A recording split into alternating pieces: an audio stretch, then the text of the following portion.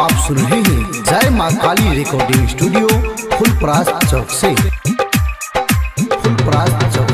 गे मैया रोजा तोरा, गे मैया रोजा तोरा, मन हम पारबो मंदिर में रोज दीप बारबो। गे मैया रोजा तोरा, मन हम पारबो मंदिर में रोज दीप बारबो। गे मैया रोजा तोरा,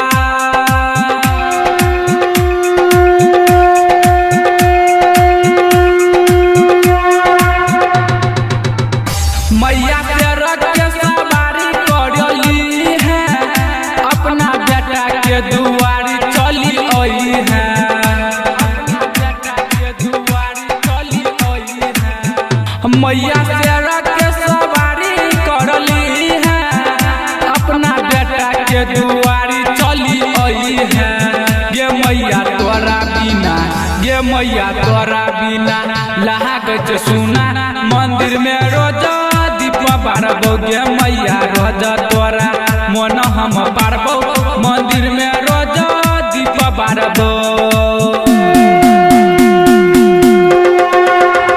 मैया चरण में तोरा हम आबै छी, रोजा मंदिर में तोरा मन पारै छी, रोजा मंदिर में तोरा मन पारै छी। मैया चरण में तोरा हम आबै छी, रोजा मंदिर में तोरा मन पारै छी।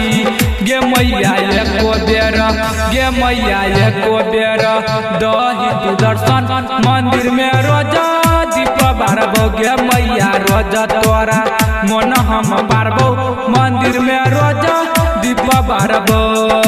बोलो बोलो दुर्गा मैया की।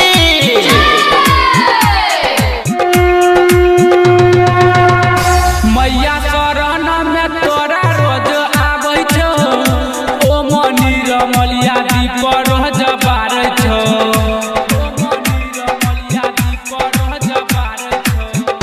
मैया शरण में तोरा रोज आबै छो, ओ मंदिर मलिया दीप रोज बारै छो। कि डीजे चना देशवर, हाँ डीजे रूपा के पूरा बही ललसा मंदिर में रोजा दीप बारबो। गे मैया रोजा तोरा, मन हम पारबो मंदिर में रोजा दीप बारबो। जय माँ काली रिकॉर्डिंग स्टूडियो फुलपरास चौक से। 91 13 90 67 65।